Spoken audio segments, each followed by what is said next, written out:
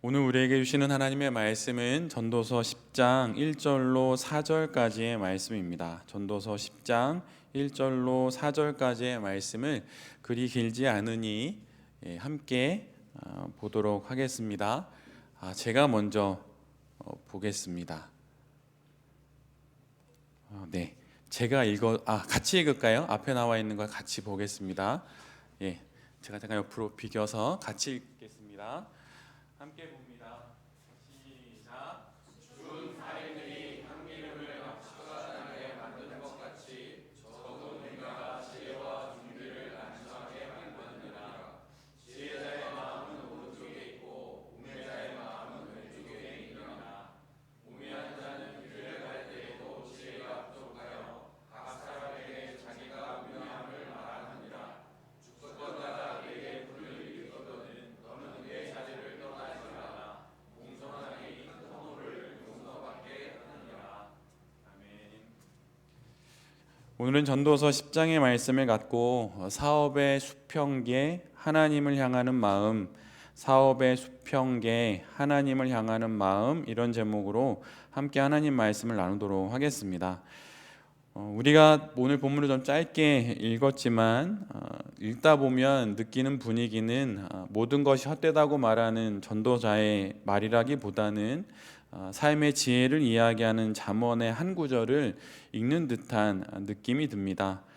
지혜로움과 또 우매함을 비교하면서 우매함을 경계할 것을 이야기하기 때문이지요. 오늘 전도자는 지혜로움을 향수에 비유합니다. 좋은 향기가 나는 그런 향수와 같은 것이 바로 어느 영혼이 가지고 있는 지혜라고 하는 것이지요. 여러분은 정말 지혜를 그렇게 생각하십니까? 지혜가 있는 사람은 향수를 뿌린 것 같은 그런 향내가 나는 그런 인생이라고 생각 드시나요? 저는 그렇게 생각을 합니다.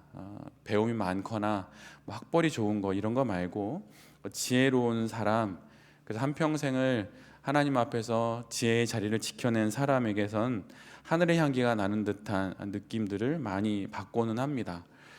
그런데 오늘 본문을 보면 그렇게 좋은 향기가 나는 그 향기름에 파리가 빠져 죽었다고 말합니다. 향기가 나야 하는 그 향수에 파리가 빠져 죽었으니 악취가 나는 것은 당연하겠지요. 그런데 이처럼 지혜가 우매함으로 인해서 악취를 풍기게 된다고 그렇게 이야기를 합니다.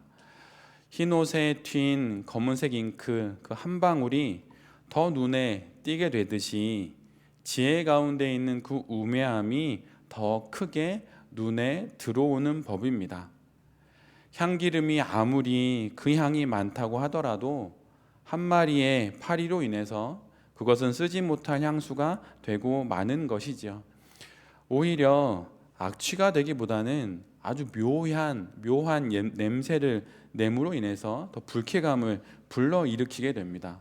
그런데 그것이 바로 지혜 가운데 떨어진 한 방울의 우매함이 버리는 일이라고 오늘 성경은 우리에게 말해주고 있습니다. 여러분은 세상에서 가장 추한 것이 무엇이라고 생각하십니까?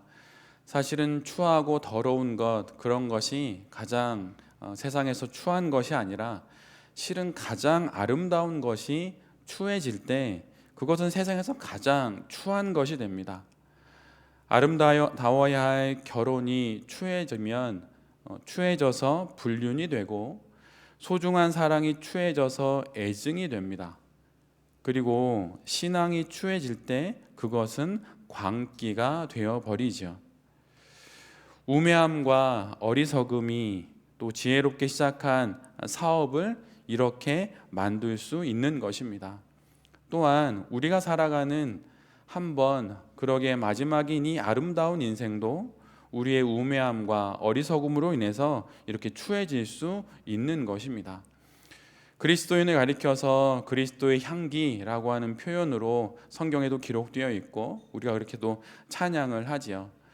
그런데 그리스도의 향기를 내야 하는 그 사업, 그래서 기도함으로 시작을 했지만 어느새 하나 둘 내가 맞이하고 있는 사업적인 현실 때문에 물러서다 보니 그 향기는 어느새 옅어지고 이제는 세상의 다른 사업과 어떤 차이를 갖고 있는지 확인하기가 어렵게 될 수도 있습니다. 그리고 심지어 교회가 세월이 지나 성도들의 수가 늘어나니 여러 성도들의 마음을 맞춰야 하고 또 규모가 커지다 보니 잘 관리해야 된다는 생각으로 어느새 교회가 기업처럼 운영이 되거나 종교문화센터처럼 때로는 정치선동의 집회장으로 바뀌는 듯한 그런 느낌을 받을 때도 있습니다. 그런데 이것이 바로 가장 아름다워야 할 교회, 가장 아름다운 향기를 내야 할 나의 사업, 그것이 바로 내가 갖게 된 우매함과 어리석음에 한 걸음씩 양보하여서 결국은 맞이하게 되는 결과라고 하는 것이지요. 그래서일까요? 오늘 본문은 우리 모두에게 그 지혜자, 이 땅에서 아름다운 삶을 살아가고 싶은 지혜자에게 마음을 지킬 것을 이야기를 합니다.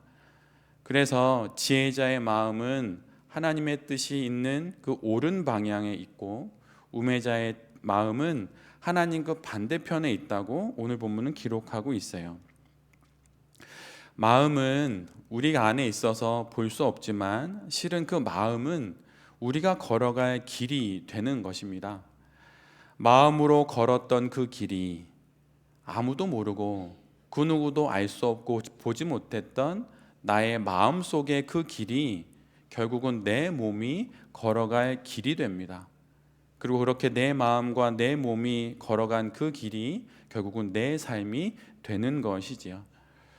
사업가로서의 내 마음이 걷는 길이 결국은 내 눈에 보이는 내 사업이 걸어가는 길이 되는 것입니다. 전날 저녁에 내일의 일정을 생각하면서 입을 옷과 양말을 챙겨놓는 그 순간이 실은 내일 걸을 길이 되는 것이지요. 그 작은 소소한 마음의 결을 살피는 것을 통해서 결국은 눈뜨고 살아가야 하는 그 하루의 모든 일정들이 시작되는 것입니다. 그러기에 지혜자는 우리 모두에게 마음을 조심해야 하고 마음에 온 정신을 기울여서 그것을 잘 돌봐야 한다고 그렇게 이야기하는 것입니다. 여러분은 지금 지혜자의 마음처럼 옳은 길을 걷고 계십니까? 아니면 우매자의 마음처럼 작은 티끌 같은 그런 어리석은 마음을 품음으로 말미암아 어긋난 길을 걸어가고 계십니까? 우리의 사업도 그리고 제가 하고 있는 목회도 파리 한 마리로 인해서 악취로 바뀔 수 있습니다. 보이지 않는 마음 하나로 인해서 생각해 보지도 못했던 전혀 다른 길을 걸어갈 수 있게 된다는 것이에요. 순간의 선택, 찰나의 결정, 그것이 전혀 다른 길을 걸어가게 만드는 것입니다. 그리고 더 나아가서는 생사를 가를 수도 있는 것이지요. 지금까지 여기까지 살아온 인생을 한번 돌아서서 지난 과거를 보면 분명 어떤 하나의 작은 선택으로 어느새 이만큼 나의 인생의 길이 오게 된 것을 분명 다 발견하게 될 것입니다. 저에게도 그렇습니다. 저는 목회할 마음이 없었어요. 저는 그냥 하고 싶은 공부로 석박사를 마쳐서 그냥 인생의 길을 하나님 앞에 헌신하며 살아가기를 원했을 뿐입니다. 그러나 순간의 선택, 잠깐의 기도, 조금 더 마음을 기울인 선택에 결국은 지금 이곳에 제가 있는 것이지요. 그러기에 순간이 찰나가 그 잠시 잠깐의 그 마음의 결정이 그리도 중요한 것입니다. 그래서 잠언 4장 23절에 이런 말씀이 있는 것이에요. 모든 지킬 만한 것 중에 더욱 내 마음을 지키라. 생명의 근원이 이에서 남이니라. 메시지는 이렇게 번역하고 있습니다. 두 눈을 부릅뜨고 내 마음을 지켜라. 마음은 생명의 근원이다. 소위 마음을 영혼의 문이라고 말합니다. 나의 영혼을 순전한 영혼으로 지켜내기 위해선 마치 집의 가장 앞에 문인 현관을 지킴으로 집안의 모든 것을 지켜내듯이 나의 영혼을 순전하게 지키기 위해선 그 영혼의 문인 마음을 지켜야 한다고 하는 것이에요. 문을 활짝 열어놓고 도둑이 집에 들어오지 않기를 바라는 것이 망상이듯이 영혼의 문인 마음을 지키지 않고 영혼이 안전하기를 바라거나 영혼이 반대로 풍성하기를 바라는 것은 어리석은 일입니다. 영혼의 문인 마음을 잘 지키고 마땅한 것에는 그 문을 열면서 마땅치 않은 것에는 문을 닫으면서 그렇게 우리의 마음을 하나님의 뜻이 있는 그 오른쪽으로 향하도록 만드는 것, 그것이 바로 성도가 이 땅의 삶을 살아가는 거룩한 삶의 방식이라고 하는 것입니다. 물론 우리의 인생을 돌아보면, 내 삶의 자리를 돌아보면 지켜야 할 것이 많이 있습니다. 내가 가지고 있는 작지만 지켜야 할 재력도, 또 건강한 육신도, 또 나와 관계를 맺고 있는 사람들과의 좋은 유대 관계도 다 지켜야 할 것입니다. 그러나 그 중에 더욱 지켜야 할 것, 가장 우리의 모든 것을 기울여 지켜야 할 것은 다름 아닌 마음이라고 하는 것입니다. 들어보셨겠지만 한자 중에 시중이라고 하는 말이 있습니다. 때시의 가운데 중자이지요. 때의 중심, 그 중심을 잡는다라고 하는 뜻입니다.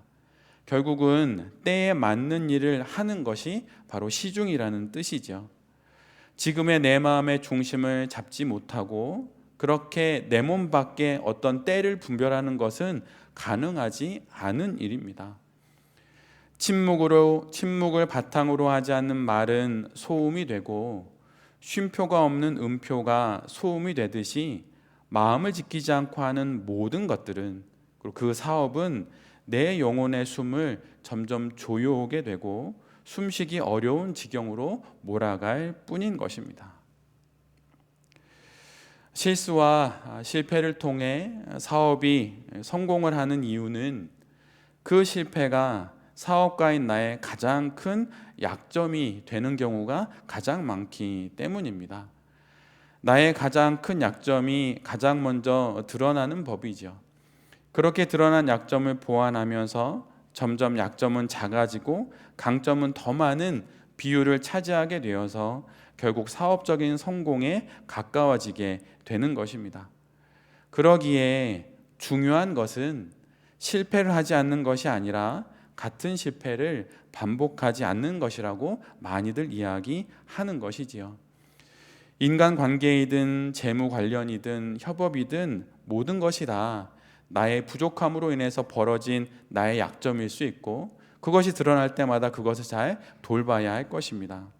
그런데 이 모든 것을 무엇으로부터 시작하게 되는 것일까요?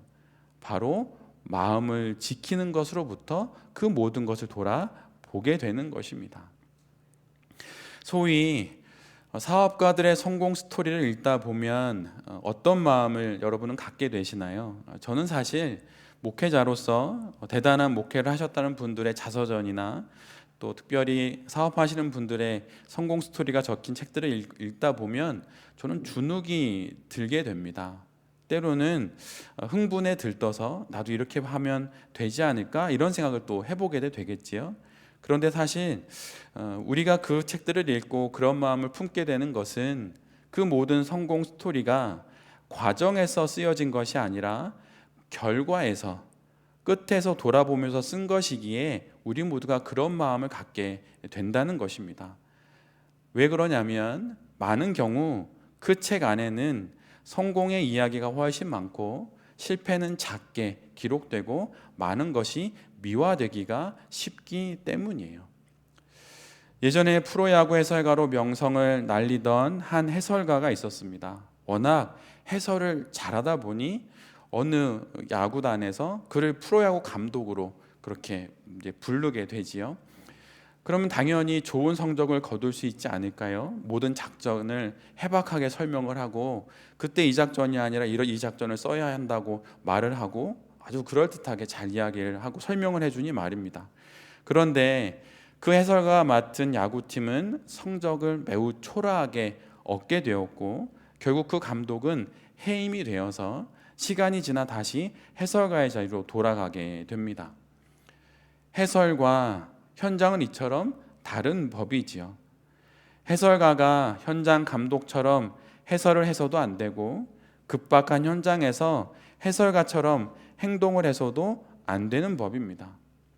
이런 분별의 마음은 어디서 생기는 것일까요? 말 그대로 마음으로부터 이 분별이 시작되는 것입니다. 그러기에 사업을 하기 위해서 우리 모두가 가장 먼저 가장 긴 시간 살피고 돌아봐야 하는 것은 우리의 마음인 것이에요. 목회자들이 실족하고 때로는 교만하여서 무너지는 그 가장 중심에 보면 늘 언제나 마음을 지키지 못하는 것이 있음을 보게 됩니다. 그래서 마음을 지킴으로 나에게 조언해주고 충고해주는 사람에게 귀를 열고 그의 이야기를 들음으로 내가 선택할 것을 잘 살펴야 하는 것이죠. 우리에게는 주님은 나의 최고봉으로 잘 알려진 오스왈드 챔버스가 이런 이야기를 했습니다. 두 문장인데 한번 잘 들어보십시오. 하나님과 함께 믿음의 길을 걷다 보면 주님께서 종종 우리의 영웅들을 사라지게 하십니다. 하나님께서는 나의 영웅들의 자리에 친히 계시기 위해 그들을 데려가십니다. 신앙의 여정에서나 사업의 여정에서 존경할 만한 사람들, 또 그의 뒤를 따라갈 만한 사람들을 보게 될 때가 있습니다. 그런데 그들이 어느새 그들의 교만과 실적으로 사라지는 경우들을 보게 되죠. 그러면 사람에게 실망해서 기독교가 이런 것인가? 목회자가 저런 것인가? 기독사업이 저런 것인가라고 실망하고 때로는 신앙을 버리는 이들을 보게 될 때도 있습니다. 그러나 여러분 잘 기억하십시오. 이 땅에는 그 누구도, 그 어떤 목회자도, 대단한 사업가도 결코 우리가 뒤따라가야 할 영웅은 되지 않는 것입니다. 그들도 한낱 인간에 지나지 않습니다. 우리가 뒤따라가야 할 우리의 영웅은 오직 예수 그리스도밖에 없습니다. 그 마음을 잊지 않고 그 마음을 간직하며 하나님을 향하여 우리의 마음을 기울이게 될 때 우리는 이 땅에서 우리의 영혼의 중심을 잘 잡고 사업의 수평계를 보면서 그렇게 하나님을 향하여서 잘 나아갈 수 있는 것입니다. 신앙을 다양한 말로 정의할 수 있지만 말하자면 하나님을 향한 기울기라고 말할 수 있어요. 신앙이 깊어지면 그의 마음도 그의 영혼도 하나님을 향하여서 더 많이 기울어지기 때문입니다. 하나님을 향해서 하나님의 뜻이 있는 곳으로 그렇게 기울어지게 되는 것이죠. 그래서 세상 사람들이 보기에 저 사람 많이 기울어졌다, 저 그리스도인이라고 하는 사람의 저 사업은 좀 기울어져 보인다, 이렇게 말할 수도 있습니다. 비상식적으로 비윤리적으로 그렇게 살아도 된다는 얘기가 결코 아니라 그렇게 비춰질 수 있다는 것이에요. 저렇게 하면 손해보는 것인데, 이렇게 해야 돈을 벌 수 있는 기회인데 저럴 때 저렇게 행동하는 건 틀렸다라고 세상 사람들은 말할 수 있어요. 그러나 여러분의 방식이 하나님을 향하여서 기울어져 있다면 그것이 제대로 서 있는 것입니다. 세상이 보기에는 뭔가 비뚤어진 것 같지만 실은 그 기울어짐이 제대로 서 있는 것입니다. 경사진 바닥에 맞춰 똑바로 잘 서려고 하면 할수록 제 아무리 똑바로 서 있어도 그것은 바로 서 있는 것이 아니죠. 경사진 곳에 그 각도에 맞춰서 수직으로 서 있으면 이미 그는 기울어진 것입니다. 그러나 건물을 지을 때 수평계를 보면서 그 상황이 지금 중심을 잘 잡고 있는지 살피듯이 그렇게 우리의 사업이든 인생이든 우리의 앞날의 모든 상황과 계획이든 그 하나님을 향한 기울어진 마음의 수평계를 놓고 보면 모두 다 제대로 서 있다고 하는 것을 우리 모두가 발견하게 된다는 것이에요. 이런 영혼의 수평계가 있을 때 우리는 하나님 앞에서 제대로 서서 그렇게 이 땅의 삶을 살아갈 수 있게 되는 것입니다. 어려울 때일수록 지금 내가 무엇에 맞추어서 서 있는지를 잘 살펴봐야 하는 것이에요. 학벌이 좋다고, 돈이 많다고, 직업이 좋다고 여러분 그들이 이 세상에 바로 서 있는 것이 결코 아닙니다. 하나님을 향하여서 그가 영혼의 수평계를 살피고 그 영혼의 수평계가 정확히 중심에 서 있는 것을 보고 그것에 맞춰서 인생을 설 때 그때 그것이 제대로 서 있는 것이에요. 힘들 때일수록, 혼란스러울수록, 어지러운 세상일수록 그 수평계를 온전히 똑바로 바라보며 다시 중심을 잡아야 하는 것입니다. 어두운 밤 불빛 하나 없는 칠흑 같은 바다에 떠 있는 배가 북극성을 바라보며 그쪽으로 가는 이유는 바다로부터 떠올라서 하늘을 날면서 북극성에 가기 위함이 아닙니다. 그 북극성이 가리키는 그 북쪽으로 항해하기 위해서 저 하늘에 떠 있는 그 별을 이 바다에 떠 있는 배가 바라보는 것이에요. 오직 이런 방식으로만이 방향을 제대로 확인할 수 있고 그곳으로 갈 수 있기 때문입니다. 세상 사람들이 보기에 우리가 하고 있는 사업과 우리가 살아가는 인생이 마치 저 하늘에 떠 있는 북극성을 바라보며 그쪽을 향해 걸어가는 그런 모습처럼 비춰질 수 있습니다. 세상 사람들은 모르는 것이죠. 그 북극성, 저 하늘의 별을 보고 이 땅의 길을 가장 잘 찾을 수 있다는 그 지혜가 없기에 우리를 그런 시선으로 바라보는 것입니다. 우리의 마음이 하나님을 향하여서 기울어져 있다면, 그리고 그것을 통해서 우리의 영혼의 중심이 잘 잡혀 있다면 우리가 지금 제대로 가고 있는 것입니다.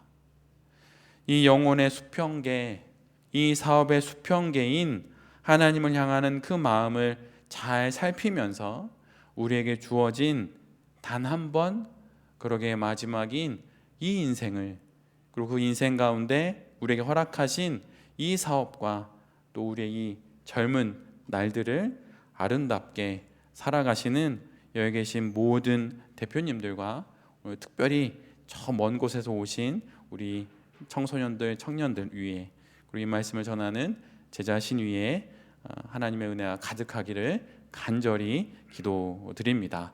아멘.